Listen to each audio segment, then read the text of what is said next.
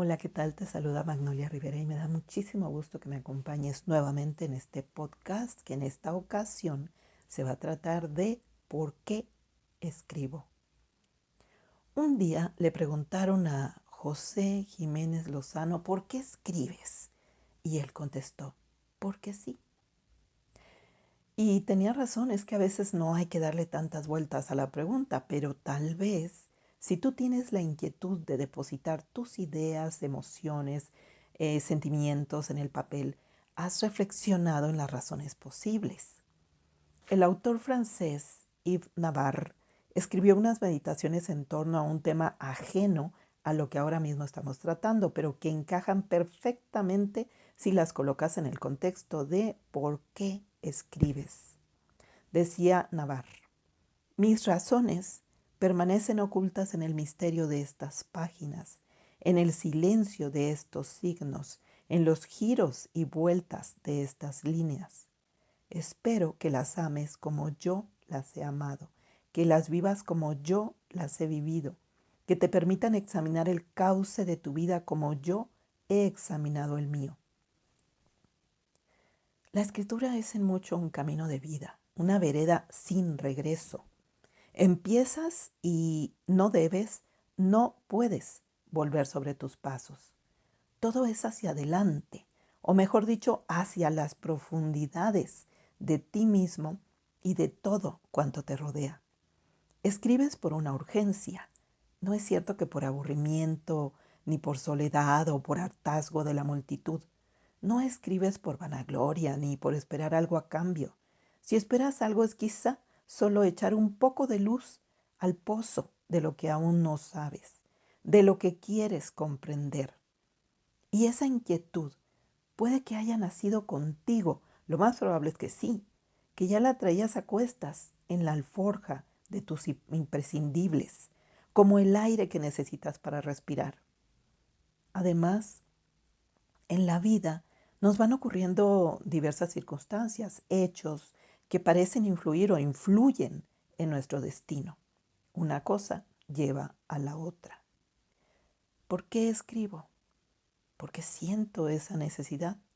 Poner los pensamientos en el papel me libera, me explica el mundo que me rodea y me revela lo que soy, lo que no entiendo a veces de mí misma. Y no sé cuánto tuvo que ver, quizá mucho, el hecho de que mi madre escribiera.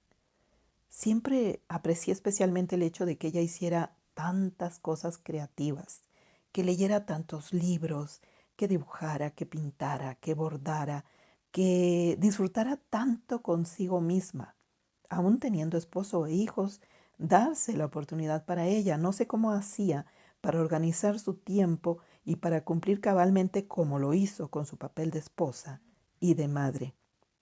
Ella dejó un libro de poemas inéditos y publicó una buena cantidad de artículos en periódicos y en revistas de la época, allá por los años 60, 70 del siglo XX.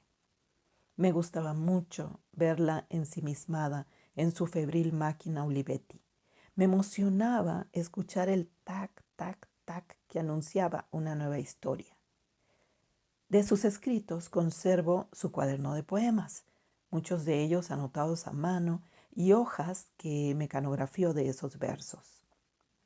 Le agradaba la rima consonante, había leído a los románticos, a los modernistas, y en su poesía abordaba los temas eternos, como la vida y la muerte.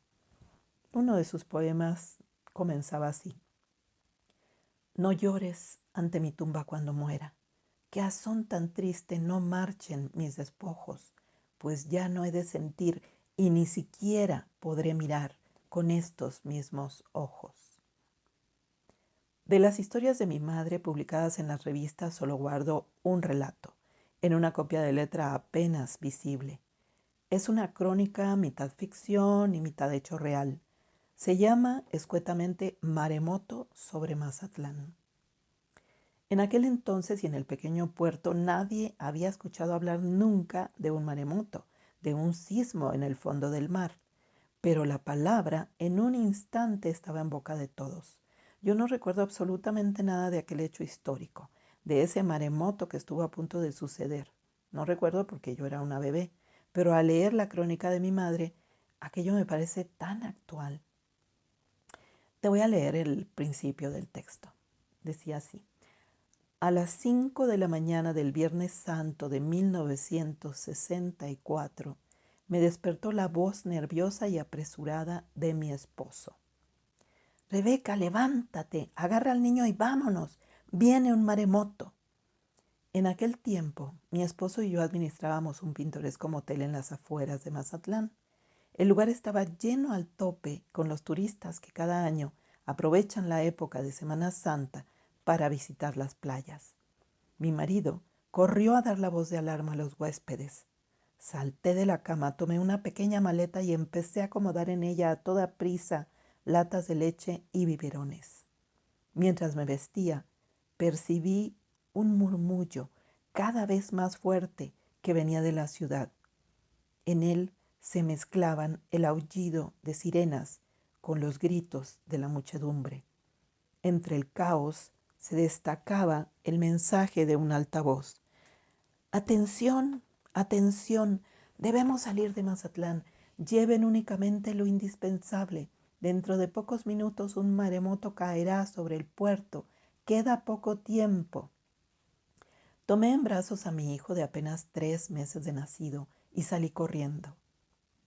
Bueno, ese es el principio de una historia de 6 páginas que tal vez otro día leamos completa.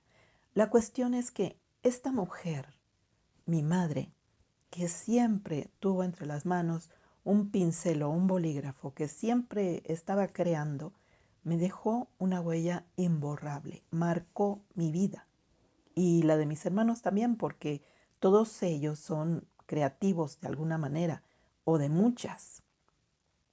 Es verdad que si un padre o una madre muestra a los hijos el camino de la inventiva, de la imaginación, del arte, de la creatividad, ese ejemplo se va a quedar impreso en ellos para siempre. Yo escribo porque nací con el deseo de expresar en letras todo lo que bulle en mi mente.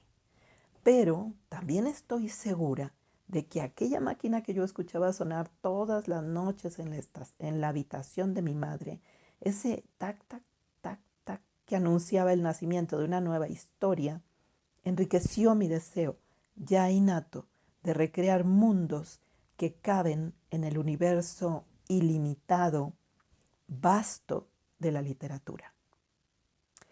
Engáñate, haz lo que quieras, di que no, pero tienes que reconocer esta verdad. Escribir es ir en pos del asombro. Y difiero de quienes dicen que el acto de escribir no tiene nada que ver con el amor. Escribir es amar. Soy Magnolia Rivera y te agradezco mucho que me hayas acompañado. Y por supuesto, te invito a que me sigas en las redes.